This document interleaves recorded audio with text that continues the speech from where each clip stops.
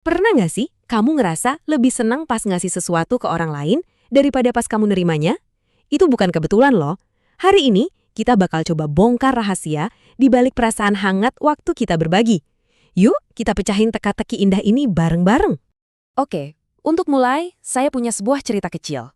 Sebuah skenario yang kayaknya kita semua pernah ngalamin deh. Sebut saja sebuah paradoks kecil dalam hidup kita. Coba deh bayangin situasi ini. Saya yakin sebagian besar dari kita pasti pernah ngerasain kebahagiaan yang sedikit aneh ini. Bayangin ya, ada sepotong kue favorit di depan kamu. Baunya itu loh, udah kecium. Dan kamu udah gak sabar banget buat nikmatin kue itu sendirian. Tapi tiba-tiba teman kamu datang.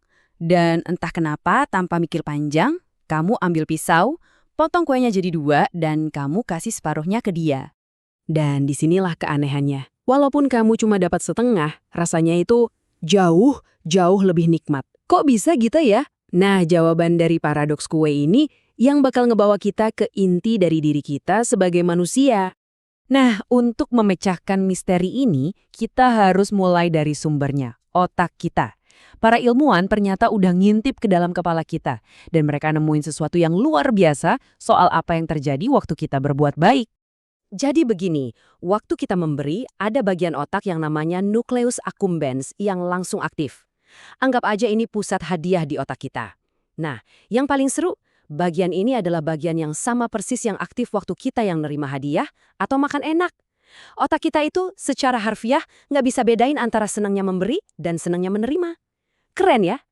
Tapi tunggu dulu, masih ada lagi. Berbagi itu kayak ngeracik koktail kebahagiaan di otak kita. Ada dopamin yang bikin kita ngerasa puas. Ada oksitosin yang bikin kita ngerasa terhubung sama orang lain. Dan ada endorfin yang menciptakan perasaan euforia penolong. Bayangin, 3 zat kimia paling bikin senang di otak keluar barengan cuma dari satu tindakan berbagi yang sederhana. Ternyata, sains modern ini cuma mengonfirmasi ulang apa yang udah diketahui oleh kearifan-kearifan kuno dari dulu. Yuk kita lihat gimana psikologi dan spiritualitas ternyata ngomongin hal yang sama. Ada sebuah pepatah kuno yang maknanya dalam banget. Tangan yang di atas lebih baik daripada tangan yang di bawah. Ini bukan soal status atau kekayaan ya. Ini metafora yang nunjukin kalau tindakan memberi itu secara alami lebih mengangkat jiwa, lebih memuaskan daripada tindakan menerima. Psikologi modern pun setuju. Psikolog Abraham Maslow bilang puncak kebutuhan manusia itu namanya aktualisasi diri, rasa di mana hidup kita punya makna dan tujuan. Nah, saat kita berbagi, kita kan lagi berkontribusi untuk sesuatu yang lebih besar dari diri kita sendiri. Kita langsung memenuhi kebutuhan terdalam itu. Sekarang, ayo kita lihat gambaran yang lebih besar lagi. Apa yang terjadi kalau banyak orang mulai berbagi? Efeknya itu nggak cuma buat diri sendiri, tapi bisa mengubah dunia di sekitar kita. Coba deh bayangin 2 dunia. Satu dunia isinya milikku, semua orang sibuk ngumpulin buat diri sendiri. Satunya lagi dunia milik kita, di mana orang saling terhubung dan peduli. Kamu mau tinggal di dunia yang mana?